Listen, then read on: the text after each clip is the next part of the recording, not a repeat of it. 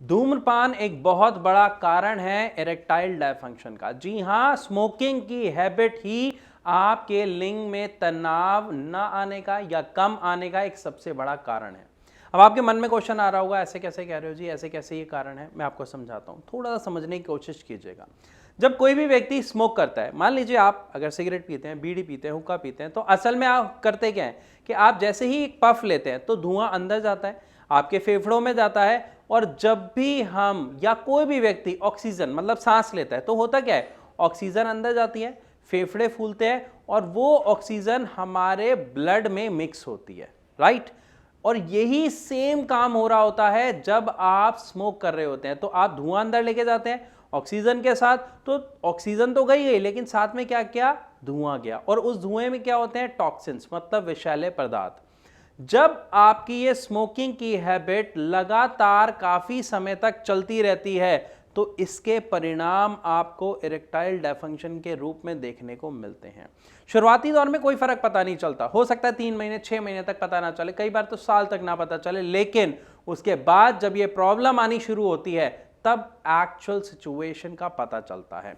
अब जब वो धुआं, वो टॉक्सिन्स आपके फेफड़ों में गए और फेफड़ों से आपके ब्लड में मिले और ब्लड में जब वो आर्टरीज के थ्रू पूरी बॉडी में चलता है, सर्कुलेट होता है ब्लड, तो क्या होता है, कहीं ना कहीं आपकी जो आर्टरीज है उसमें इन्फ्लामेशन होनी शुरू हो जाती है। क्यों होती है? क्योंकि हमारे जो शरीर का इम्यून सिस्टम है वो टॉक्सिन्स को रोकता है ब्लड में आने से, हमारे शरीर में आने से। और वो रोकता कैसे है? वो हमारी आर्टरीज में इन्फ्लामेशन क्रिएट करता है, म्यूकस क्रिएट करता है, जिसकी वजह से वो कोशिश करता है कि जो भी टॉक्सिन्स है वो वहीं के वहीं खत्म हो जाए या बाहर निकल जाए।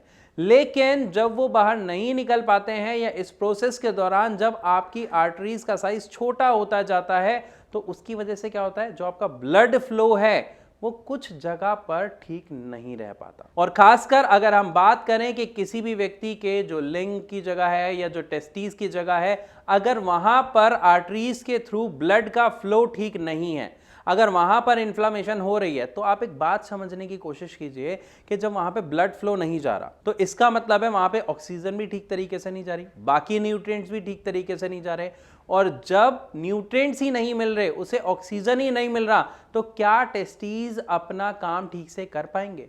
क्या वो अपना स्पर्म प्रोडक्शन ठीक कर पाएंगे? या क्या वो अपने बाकी सारे फंक्शन ठीक कर पाएंगे? नहीं। इसी वजह से इरेक्टाइल डायफंक्शन देखने को मिलता है। क्योंकि जब भी लिंग में तनाव आता है तो असल में होता क्या है, हमारा जो ब्लड का फ्लो है वो बढ़ जाता है। लेकिन ऑलरेडी जब आर्टरीज में प्रॉब्लम आ गई है, वहां पे ब्लड फ्लो प्रॉपर हो ही नहीं पा रहा है, तो क्या वो तनाव आ पाएगा? जवाब आपके सामने खुद आ गया। इसी कारण से हर सिगरेट के डिब्बे पे लिखा होता है it is injurious to health. Even उस पे तो एक फोटो भी छपी होती है कि लोग डरे, कम से कम पिए, लेकिन हम उसे इग्नोर कर देते हैं। तो यहां पे मैं आपसे गुजारिश करूंगा कि आपको, मैं ये नहीं कहूंगा बिल्कुल छोड़ दो, लेकिन कोशिश करो एटलीस्ट कम से कम करने की।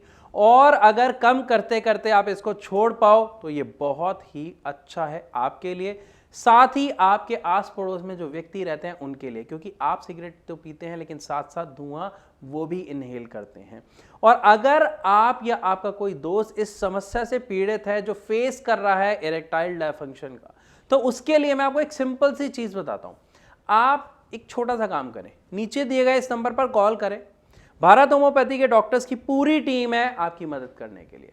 आप फ्री ऑफ कॉस्ट उनसे कंसल्ट कीजिए, अपने हर तरीके का डाउट उनसे पूछिए। बाकी आपको डॉक्टर से मिलना है नहीं मिलना, ट्रीटमेंट लेना है नहीं लेना, it's all up to you. लेकिन एटलीस्ट आप अपनी बीमारी को समझें, उसका कारण समझें। और साथ ही एक चीज पे जरूर ध्यान दीजिएगा कि एलोपैथिक दवा किसी भी चीज का इलाज नहीं है, ये हम सब जानते हैं, वो सिर्फ समस्या को दबाती है। लेकिन होम्योपैथिक मेडिसिन आपकी समस्या को जड़ से खत्म करती है, वो भी बिना साइड इफेक्ट्स के। थोड़ी सी दवाई लेनी है, आसानी से मुंह में घुल जाती है, घुलते ही ब्लड के साथ मिलके अपना काम करना शुरू कर देती है। इसीलिए इसके जो रिजल्ट्स हैं वो बहुत ही अच्छे और पॉजिटिव हमें देखने को मिलते हैं। लेकिन फिर भी अगर आपके मन में कोई सवाल है तो आप हमसे कमेंट सेक्शन में लिख के या हमारी डॉक्टर्स की टीम से पूछ सकते हैं इस नंबर पे कॉल करके। तो इसी के साथ आपसे चलने की इजाजत चाहूंगा, मिलूंगा अपनी अगली वीडियो में, तब तक के लिए नमस्कार।